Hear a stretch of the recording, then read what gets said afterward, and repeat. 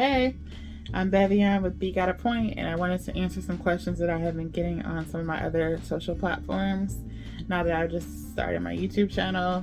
So far, by the way, I know I don't have any edited videos on there just yet. I just decided to just upload some raw footage because people keep asking me on my IG and on my Facebook, where's the Be Got a Point channel? Where are the videos? Blah, blah, blah. I'm just like, you know what? Let me just go ahead and just start uploading something for now. And I just didn't even expect the response, so, and it's been great. Okay. One question is, how are you able to travel so much, so freely? Well, I'm a web and graphic designer, brand manager, and business consultant. My company is Design Queen Bevian, and I work from my computer. I make my own schedule, and I love to travel. I love to cruise. I'm on my 18th cruise right now as we speak, actually. And this is also my third solo cruise within the last 30 days. Okay. So I'm able to travel because I am self-employed and I can actually get work done while I'm on my cruises. What made you do back-to-back cruises? Okay. I decided to do these back-to-back cruises that I'm doing. For those of you who don't know, I'm on my third cruise in the last 30 days, and when I get off of this cruise in 2 days, I'm jumping on another one. So within 1 month, I will have 1 on 4 cruises. I decided to do this because I absolutely hate cold weather. I'm from Michigan originally. I right now live in Atlanta, Georgia, and it's cold there. You know, I moved to Atlanta so I can avoid the winters, the snowy winters, but Atlanta seems to still be cold. It's just like cold without the snow. And I'm a snowbird, long story short, so I try to be somewhere warm during the winters, but I also am absolutely head over heels in love with the ocean views, the experience and smell and sound of the ocean, the sunshine on the ocean, and I just feel closer to my roots and closer to God when I'm by and near the ocean, so, and on the ocean. What made you choose those specific 4 cruises? Okay, so let me just back up. On November 14th, 2022, I went on the Carnival Conquest. I chose that cruise simply because of the price. They were offering a stupid deal. I got like a inside cabin on a 4-day cruise for like, the base price was initially $50, and then I went up to $100 because I didn't want to do the cabin they were offering me was like a bunk bed type of situation where you would have like a single bed and then like a bunk above you. And even though I was going alone, I wanted to have a king bed, so I upgraded to the inside cabin, which was $100 base price. After adding the taxes and fees and everything, ended up being like $250. So that's why I went on the Carnival Conquest on November 14th, 2022. I don't want to even go into that experience right now, but okay. So then I booked these 3 cruises. I definitely know I wanted to experience a Norwegian cruise again because I had some good experiences in the past with Norwegian. And so I went ahead and booked, and I wanted to go on one of the newer ships. So I went ahead and booked the Norwegian Encore, and that left on December 4th, 2022. And it was a 7-day cruise. It took me to St. Thomas, Dominican Republic, Tortola, something, and Norwegian's private island as well, Great Stirrup Cay. I got off that cruise on the 11th, and on the 12th of December, I jumped on this cruise. Right now, currently, I'm on the MSC Divina ship, okay? And we are currently parked or docked at the Ocean Cay private island owned by MSC, and we'll go into my thoughts on the Norwegian Encore and the ship I'm currently on later. Okay. Next, on Friday, when I get off the ship on Friday, I port in Miami. I have to jump in an Uber and head straight to the Fort Lauderdale port to get on the Royal Caribbean Liberty of the Seas. Okay, I've been on that ship twice before. I guess this is my 18th cruise, so I'm a little bit experienced. So the 3 cruises I've mentioned so far, I went solo. The cruise I'm going to be on Friday, I have my sister and some of my friends joining me on that one. So, and a couple of my, well, 3 of my 7 godchildren will be with me on that one. So that'll be a different experience completely. But I have so much to share on these 4 cruises. I already know I'm going to have a lot to share about the Liberty because it'll be a new experience. In my 3rd time on it, and supposedly has some upgrades and stuff. So and there's things that I wanted to share from the last time I went years ago and I didn't get to. But anyway, that's why I chose these cruises. It was mainly because of the price and the timing worked out. The prices were affordable, the timings worked out. So I wanted to like prolong my trip as long as possible. After getting off of the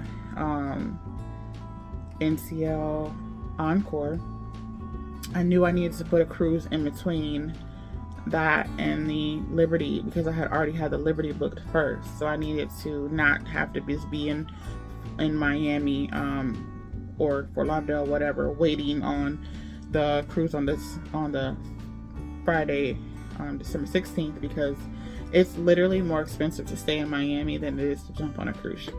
So I looked at what was available, and I had never been on MSC, and the price was right, and I just was like, you know what, let me try something new. So that's how I ended up on this ship. Which is your favorite ship, and would you recommend it? Okay. So if you're asking me of all the ships I've been on, which is the best ship, okay, if we're talking about in the last month, you know, this one including the Liberty, I've been on Liberty of Sea, so I can go ahead, and even though I'm not on that one yet this go around, I've been on it. So I will say this: the MSC Divina ship is the most beautiful ship that I have been on maybe ever. And I've been on Allure of the Seas. Allure was the biggest ship and the most grand, but the MSC Divina, smaller ship, whatever, but it's just, each venue on this ship is just beautifully decorated. It's just a really nice ship. It's a really beautiful ship. However, the worst cruise food I've ever had is on this ship as well. So, best ship so far, worst cruise food. Okay. Carnival was out. The Conquest is an older ship. Being on a Carnival ship at all is like a party at sea, but it's also like being at a party in the hood.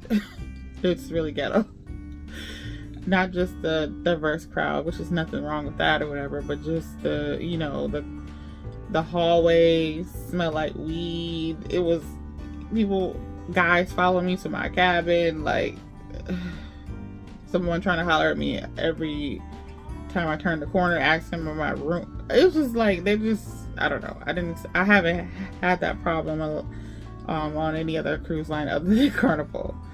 And however, Carnival's entertainment is more fun. Of course, the karaoke is more for fun, the more diverse it is, and the younger the crowd is. So Carnival has a younger crowd, more diverse, much more fun cruise passenger type activities. Okay, now that's for the activities that include the passengers. When it comes to the entertainment, like the stage shows, you're always going to get the better stage shows on NCL or on Royal Caribbean. Okay, so, and Carnival's food usually in the past has not been great. Okay, surprisingly, on the Carnival Conquest, the food was actually pretty good. And so I hadn't cruised in several years, but it literally was like they have improved their food substantially. Unfortunately, and also shockingly, the food I had on the Norwegian Encore was very disappointing. And it wasn't the quality of the food per se, because they had so many options. It was like, it was fresh food and all that kind of stuff, but it was like the menus didn't go together. Like, you know, if you are someone that loves spicy food, you probably would have, or you eat a lot of pork, you probably would enjoy the food on there. But for someone that doesn't eat pork and someone that doesn't eat spicy foods, I was very limited with options. And I did a walkthrough of the breakfast buffet, maybe the lunch buffet, but definitely the dinner buffet as well, on the Norwegian Encore, and I highly recommend you check out that video. And so it just wasn't a lot of options. And when I went into the private dining room to order, the food was just not good. Like, I had they gave me a banana split that had just like 3 scoops of vanilla ice cream. It was like a banana, literally a banana split into 2, and had like a couple, like, it looked miserable. Like, I was just like, this is not how I remember Norwegian's food in the past. They had amazing desserts other than that banana split, and but their buffet, their food, it was not tasty. The options were not good, and so you can see for yourself through that tour. So in Royal Caribbean, even though again I haven't been on it yet for this go around, but I've been on it in the past, Royal Caribbean generally has the best food, even though Norwegian was equal to them prior to me going on this Encore, that now it's like they're down here. So if I have to rank food wise, I'm going to put Royal Caribbean first, dessert wise Norwegian second, cruise ship wise MSC first, party wise, fun wise, Carnival definitely first. Okay, so if I can take all those elements of those ships and put them into this MSC experience, that would be the best cruise. But you can't do that, so you kind of got to pick and choose what you want to do, what's most important to you. If you are someone that loves to get on cruise ships and like be in jacuzzis and stuff, you know, Norwegian Encore, that ship was not for that. Like, the 4 jacuzzis they had that were open to the public that didn't upgrade were always booked. I mean, it was like 10 people in them at all times. Same goes for the Carnival Conquest. Horrible access to the jacuzzis, always overcrowded. Okay, now this ship, the MSC Divina, literally has, I want to say, like 10 jacuzzis. It is crazy. And they have 3 pools, and it's just, you know, more access. If you are into like being in the jacuzzis, then you would love the Divina. Who has the best cabins? Okay, I can't really compare the Conquest balcony cabin. You know, I had an inside cabin on the Conquest, but it's an older ship. You know, you can't really go wrong with a balcony cabin. But I will say this: I've had balcony cabins on a lot of ships, and the MSC Divina, the one I'm in now, the balcony cabin is huge. It's like a regular room. It's really big, and so I really, really, really just love this ship. The ship is beautiful. So cabin wise, I've had the best cabin on this ship that I'm on now. And that's without even getting a suite. Who had the best shows? Obviously, and NCL and Royal Caribbean have the best shows. What ships are you doing in the future? Okay, so in the near future, I'm planning on going on. I want to try the NCL Prima. I want to try the Royal Caribbean Icon of the Seas when it comes out. I'm going to go ahead and do the Wonder. I was going to do Symphony. But because you know, I've already did the Allure. I feel like it's the same. I'm gonna try the Wonder of the Seas, which I believe is the newest one that's already out. And so I'm gonna go ahead and plan a Wonder of the Seas, NCL Prima, and then Carnival has a cruise ship coming up called the Celebration. I want to try that too. So those are my 3 that I'm going to do next year. Probably add in some smaller ones here and there, but that's what I have coming up. I have to say, now that I'm here at the Ocean Cay Marine Reserve by MSC, this private island is just, you get the whole island, but you get it overnight. Like they stay here until the next day, until 6 p.m. the next day. So it's like you have access to it in a way you don't have access with the other cruise lines. Now, obviously, Royal Caribbean has put the most into their private island because they put a water park on it and whatnot. So if you're here with kids, if you're gonna be with kids and everything, you probably have the best experience on the Royal Caribbean private island, Coco Cay, Perfect Day at Coco Cay. However, everything's not included. Everything is like an upcharge. So just be prepared for that. But if you are an adult, grown and sexy, or a solo, or you're here with a special someone or whatever, this island seems like perfect. It's really beautiful, and you don't have to rush to be back on the ship. The internet service was trash on every ship I've been on up until even this one. So of the 3 that I've been on so far, I probably had the best service on Carnival, shockingly. But the NCL ship and this MSC ship, the internet's trash. So just be prepared not to have fast access to watching YouTube or going on TikTok or anything like that. And even on regular sites, you have to reload several times. So it's just like they want you to pay this a ridiculous amount of money for the streaming package, but even when you get that, it's not fast. So hopefully, I'm hoping that Royal Caribbean will be better. Okay, but it's very expensive. One complaint I want to give about the NCL experience, I did the free at sea upgrade, so where it included the alcohol beverages and the supposedly internet and free private dining and free excursions. That's how they advertise it. But once you go ahead and pay for it, what you learn later is the excursions, they give you $50 off of one excursion. The private dining gives you 1 private dining access. The internet gives you the basic internet for 150 minutes, not even unlimited. So when I got on a ship, I had to pay another $109 for the internet to go to basic unlimited, not even the streaming one. The streaming one would have been another $80 on top of that. And then the alcohol beverages is like under like $12 or something, like under $15. So there's limits to all of it. It's like, yeah. So the NCL one was the most expensive. Overall, going by myself, I ended up spending about $1,400. And the ship, even though it was a newer ship, it was just like so limited.